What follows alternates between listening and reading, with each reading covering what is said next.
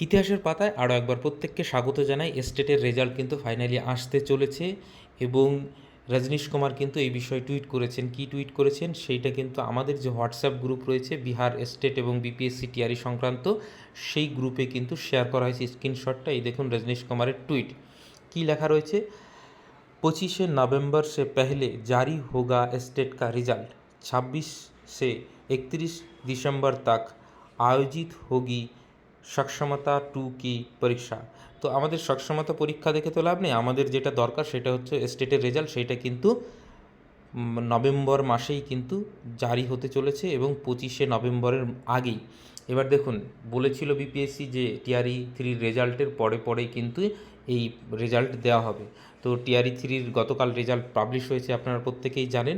তাহলে এই পরীক্ষার যে ফলাফল সেটা কিন্তু 25 তারিখের আগে আপনারা পেয়ে যাবেন এবং তারপরেই কিন্তু টিআরই ফোরের যে নোটিফিকেশন সেটা কিন্তু ডিসেম্বরেই কিন্তু চলে আসবে।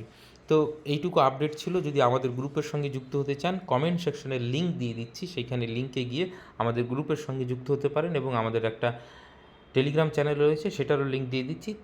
যে কোনো আপডেটের জন্য কিন্তু যুক্ত হয়ে থাকতে পারেন। আপাতত সকলকে অসংখ্য ধন্যবাদ।